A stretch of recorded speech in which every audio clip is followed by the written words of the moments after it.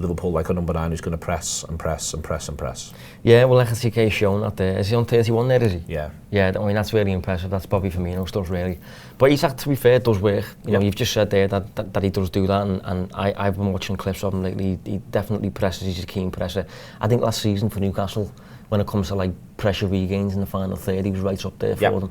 So it's not something I'm too worried about, to be fair, but unless he gets that luxury Galactico tag and he starts believing his own hype. I don't think that'll be the case. Here is Isak. Here is Alexander Isak.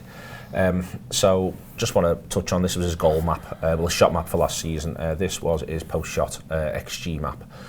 Post-shot XG 18.9, 19. These are all the shots on target, is the best way to view it. Yeah. So these are the shots on target. And I want to talk about where they're sort of grouped here. They're all very, you know, obviously the ones that are around the penalty spots, 6-yard box. There's a couple of things I like about them. They're all high value, but they all hit the back of the net. There's probably just one orange rectangle, hexagon there that you wouldn't mind seeing hit the back of the net. Everything else this is a good chance. It gets stuck in.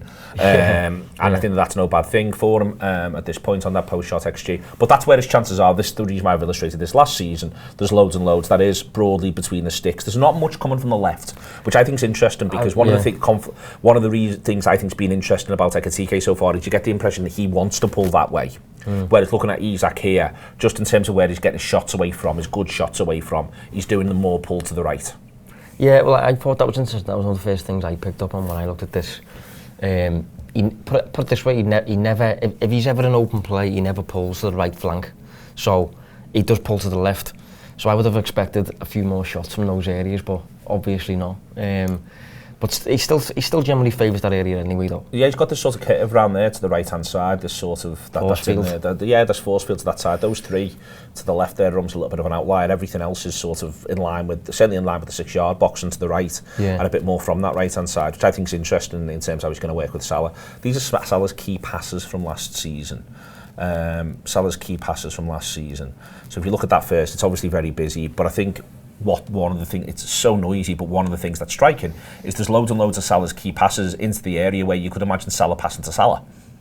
If you see what I mean, like it's in that strip of where you expect to see Salah shoot in line with the 6-yard box on the right hand side of the pitch. And having just looked at that from Isak, I wondered if that's where we're going to see a lot of Isak moving into to take shots with his first or second touch. That Salah, he'll make that run where Salah is. Salah will pull defenders to Salah because he remains this focal point. And Liverpool think genuinely there's a dovetail there that could work quite nicely, where the space that Salah creates by virtue of being Salah, Isak could move into. And if Isak starts to pull defenders, because they're like, Christ almighty, Isak scored 5 in the last 3, then Salah, they can swap almost, or they can swap in terms of setting up. And if we go into, these are Salah's better than 0.2 XG chances last season. What I think is interesting is a number of them are in that sort of Gakpo-ish or what could prove to be Ekitike-ish sort of space at the back post as well. So the quality from Salah opportunities are there, but the volume opportunities are nearer. And I wonder if part of what Liverpool are gambling on in a way is this fella scores. This fella is good at getting quality shots away in unlikely areas. So you'll get the quality stuff from Salah around Ekitike and Gakpo. You'll get the volume stuff from Salah around Isak.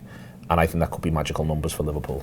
Yeah, I mean, we've seen Salah become a bit of a facilitator at times with Núñez, you know, just kind of feeding Núñez as the tip of the spear, runs in behind and things like that.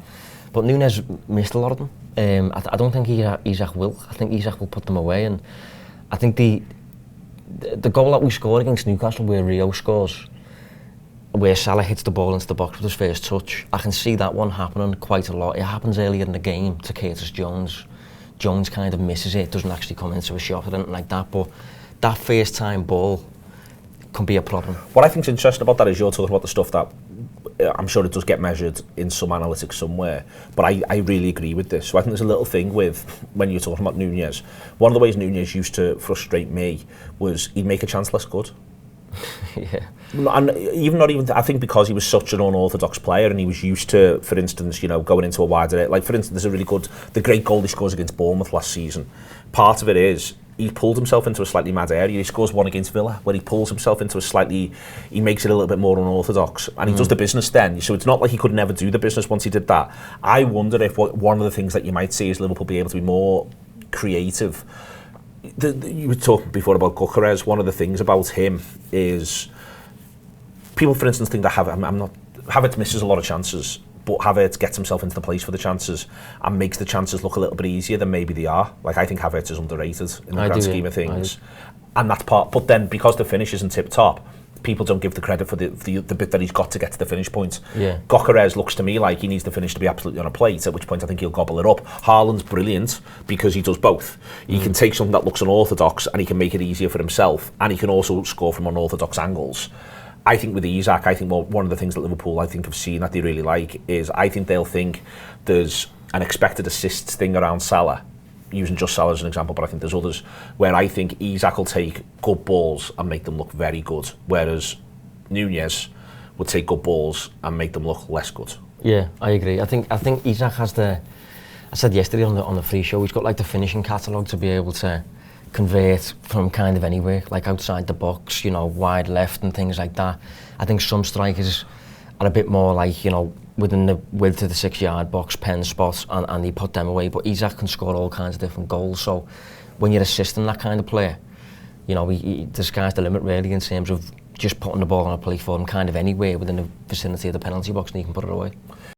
I hope you're enjoying this free show at the moment. Loads of excellent, exciting stuff on the Anfield app. If you want to be part of the whole thing, you can download the Anfield app and go from there. Or you can subscribe via the YouTube membership as well for video-only content and other bits and pieces. We love doing these shows. We love that you watch them. So come, be part of the journey with us.